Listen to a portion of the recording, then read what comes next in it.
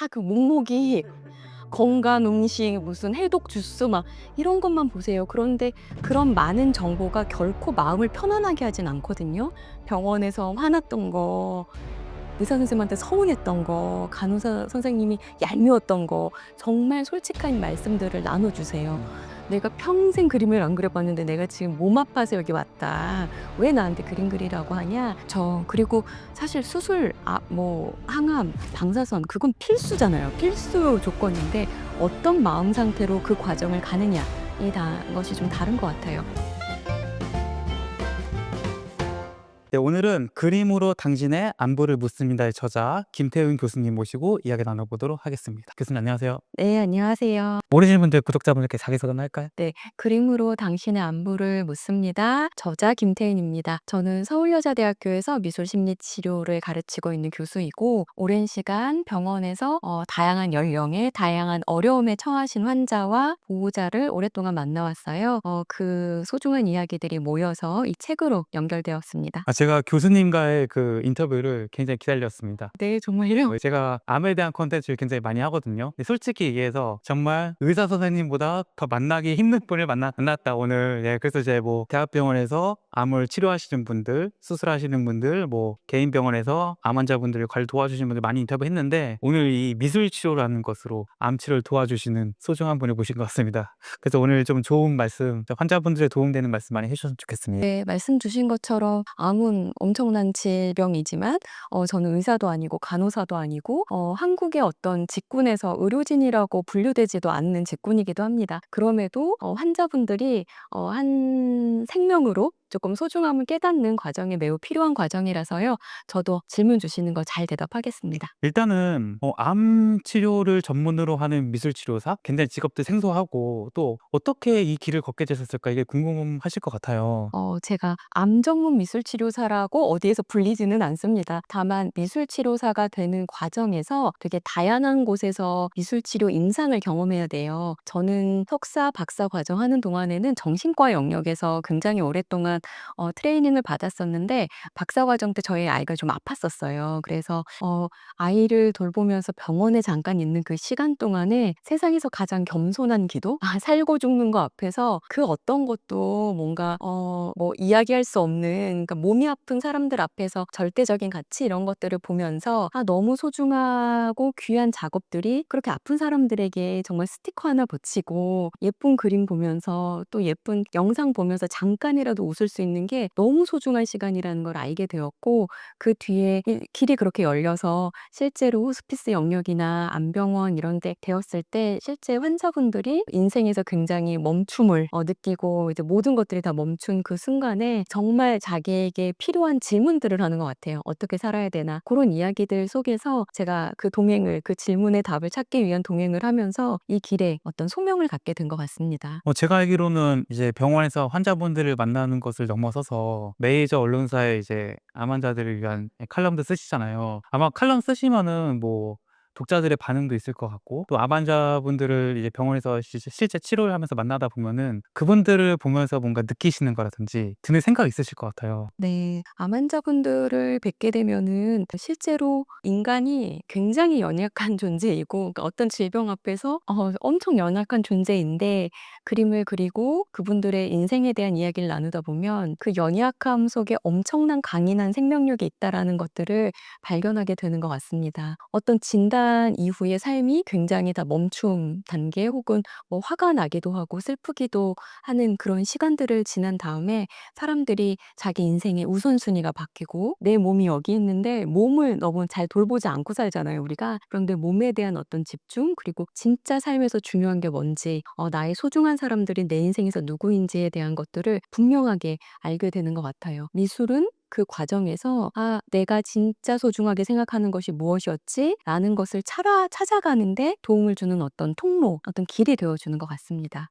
지금은 그래도 유튜브를 통해서 암의 전조 증상이라든지 뭐 암 환자들한테 좋은 식품, 뭐 어떤 게 좋은지, 뭐 어떻게 치료해야 되는 이런 것들은 사실 많이 있어 가지고, 암 환자들이 예전처럼 뭐 암에 대한 정보가 없다 뭐 이런 건 아니지만, 아마도 제가 생각하기에는 암에 걸리고 나서야 그런 콘텐츠를 찾아보는 것 같거든요. 근데 그분들 입장에 봤을 때 내가 암에 걸렸어. 당장 이제 수술, 항암, 방사선 해야 되는데 갑자기 미술 치료를 하라고 왔네? 라고 했을 때 그 환자분들도 이거 내가 이걸 왜 해야 되지? 이런 것도 생각이 있을 것 같고 또 이제 그런 치료를 진행하시면서 환자들의 반응을 보실 거 아니에요. 뭐 미술 치료에 대해서 암 환자분들이 어떻게 생각하고 있고 초기의 반응은 어떤가요? 저는 항상 의사 선생님들을 만나는 학회 같은 데 가서 요 부분을 꼭 말씀드리거든요. 우리나라의 어떤 의료 시스템에서는 한 명 한 명의 어떤 그 반응을 다 체크하기는 굉장히 어려운 구조이잖아요. 그런데 실제로 연령이 비슷하고 진단명이 비슷하다 하더라도 그 개별적으로 그 개인적으로 살아왔던 삶의 방식에 따라서 자기의 진단을 받아들이는 양식이 다른 거예요. 어떤 분에게는 내 평생 공부하고 아르바이트하고 직장 다니고 뭐 애 낳고 뭐 이렇게 하면서 단 한 번도 쉰 적이 없었는데 '암 걸려서야 이렇게 누워 있어 본다. 내 인생의 쉼표다.'라고 생각하시는 분들도 있지만 이제 집 사 가지고 이제 조금 살아 보려고 하는데 '내 인생은 왜 이렇게 꼬이냐. 억울하다.'라는 분들도 있는 거죠. 사람들마다 정말 다르게 인식하시는 것 같습니다. 그리고 그런 상황에서 "미술 치료하자."라고 제안을 하면 굉장히 황당한 제안으로 받아들입니다. '내가 왜 그림을 여기서 그려야 하냐.' 뭐 이렇게 또 생각하시기도 하는데요. 여기서 되게 중요한 건 머리로는 이렇게 다들 말씀하세요. "내가 이거 완치율 찾아봤는데 우리나라 요즘에 암 치료 잘한다더라." 머리로는 빨리 치료받고 빨리 복귀해서 '다시 잘 살아봐야지.'라고 생각하시는 것 같아요. 하지만 마음은 두렵고 불안하고 겁나고 미안하고 여러 가지 감정들이 있죠. 그런데 미술은 요럴 때 머리와 생각과 마음의 그 온도가 다를 때 그림을 그리면서 울컥하시기도 하고 '아 내가 왜 눈물이 나지?' 이런 말씀들을 하시면서 실제로 내가 느끼고 있는 것과 생각하는 것들을 좀 통합시키는 데 도움이 됩니다. 그러면은 좀 기억나는 환자분들 중에서 미술 치료를 이제 받다 보니 그 반응이 달라진 사례도 있나요? 굉장히 많이 계시고요. 저는 사실은 50대 중반 이후 그리고 60대 남자 환자분들은 "내가 평생 그림을 안 그려 봤는데 내가 지금 몸 아파서 여기 왔다. 왜 나한테 그림 그리라고 하냐?" 이런 분들이 때때로 그림 그리면서 "아 나 어렸을 때 이런 거 참 좋아했는데 먹고 사느라고 내가 이걸 좋아했었던 걸 잊어버렸다."라는 분들 그리고 또 많은 분들이 "내 딸, 아들한테는 잘 못해 줬는데 손주들한텐 요걸 좀 남겨서 뭐 좀 해 주면 좋아하겠죠." 이렇게 말씀을 하세요. 미술이라는 작업 자체가 뭐 다양하고 멋지고 거창한 이야기로 포장할 수도 있지만 사람을 굉장히 어린 시절로 돌아가게 해서 솔직하고 단순한 이야기, 가장 기본적인 이야기들을 접촉할 수 있게 해 주는 장점이 있는 것 같습니다. 지금 하시고 있는 그 일의 위치가 사실은 좀 생각을 해 보면은 자기 자녀 혹은 배우자 혹은 의사 선생님들 이분들에게 못하는 말도 교수님께는 하겠다라는 생각이 들더라고요. 저는 미술 치료사들이 뭐 여러 가지 뭐 처우에 대해서 얘기하는 사람들도 있고 뭐 "국가 자격이 아니다." 이런 얘기를 하는 사람들도 있는데 저는 병원에서 되려 그런 작은 퍼즐 조각 같은 위치에서 일을 하기 때문에 저는 훨씬 땡큐라고 생각하거든요. 왜냐하면 의사 선생님들한테는 "아우 네 감사합니다. 감사합니다."만 하세요. 90대 어르신도 주치의 선생님들한테 막 정말 깊이 인사하세요. 뭐 간호사 선생님들한테도 정말 깍듯하세요. 종종 짜증도 내시지만. 그런데 저한테는 이류화불하고 "내가 어제 무슨 일을 겪었는 줄 알아? 병원에서 화났던 거, 의사 선생님한테 서운했던 거, 간호사 선생님이 얄미웠던 거." 정말 솔직한 말씀들을 나눠 주세요. 저는 말씀처럼 뭔가 그 위치 그리고 또 제가 표현하는 거는 작은 퍼즐 조각이지만 그 조각이 있기 때문에 환자분들이 너무 환자로만 지내는 것이 아니라 한 분의 어떤 인간으로 한 사람으로 병원에서 존재할 수 있게 돕는 것 같습니다. 미술 치료에 대해서 사실 제가 알고 있는 거는 거의 없어요. 이제 처음 이제 이렇게 인터뷰하고 쓰신 책을 읽어보면서 제가 '이렇구나.'라고 이제 생각을 하고 어떻게 보면 상상을 하는 건데 이제 교수님께서 이제 정말 처음 이제 암에 걸려서 처음 만나신 환자분들도 있을 거잖아요. 그럼 그분들한테 이제 당연히 저는 물어볼 것 같아요. 뭐 암에 대한 생각이라든지 암이 뭐 왜 걸렸다고 생각하는지 이런 것들을 여쭤볼 것 같은데 그때 환자분들이 가장 많이 보이는 뭐 감정이라든지 하는 말들이 혹시 뭐가 있나요? 정말 환자분들마다 다르고요. 그리고 환자분들 모두를 미술 치료하지는 않거든요. 네. 네. 이렇게 암 진단을 받고 나서 네.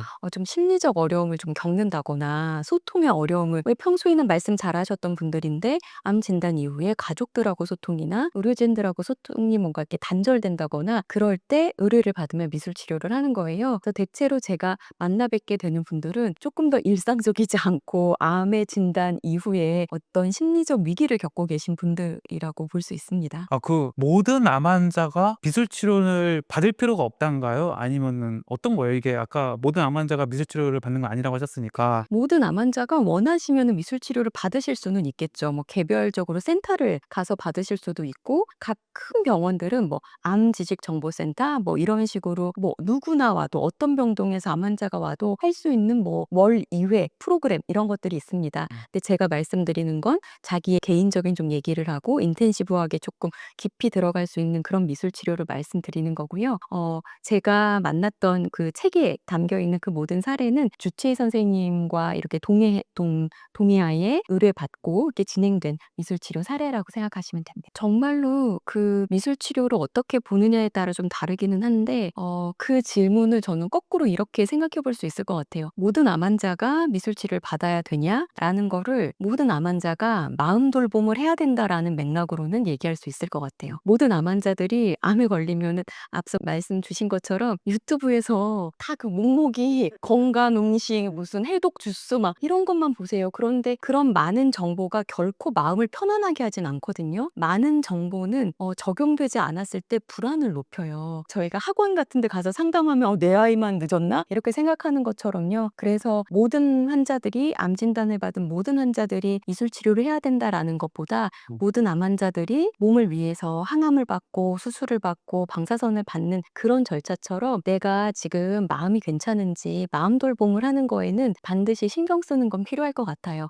아주 작은 예로 좋아하는 가수의 음악 리스트를 조금 저장해 놓는다거나 좋아하는 영화를 다운받아 놓는다거나 병원마다 좋아하는 창가를 찾아두는 거죠. 몇 시쯤에 여기 오면 노을이 예뻐. 요런 것들을 좀 보면서 너무 내 아픈 몸에만 집중하지 않고 아름다운 풍경, 아름다운 음악 이런 것들을 조금 찾아보려고 하는 심리적인 노력, 이렇게 자기를 돌보는 노력들은 좀 있었으면 좋겠어요. 그 말씀은 우리가 이제 암을 치료하는 데 있어서 뭐 음식, 뭐 수술, 뭐 항암, 방사선 물론 다 중요하지만 마음이 미치는 영향도 굉장히 크다라는 걸 의미할까요? 그렇죠. 그리고 사실 수술, 항암, 방사선 그건 필수잖아요. 필수 조건인데 어떤 마음 상태로 그 과정을 가느냐에 대한 것이 좀 다른 것 같아요. 물론 긍정적인 마음이었어도 이후에 결과가 안 좋을 수 있습니다. 하지만 그 과정에서 많은 분들이 그냥 열심히 뭔가 뭐 그림을 그리던 거, 열심히 하던 모든 취미 활동들 이런 모든 것들을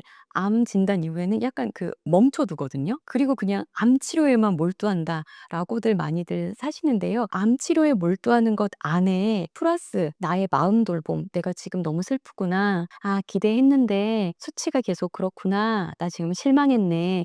이런 거를 알아차리고 '아 내가 지금 너무 마음이 슬프다. 외롭다.' 뭐 이런 것들을 알아차리는 그런 돌봄은 필요하다고 봅니다.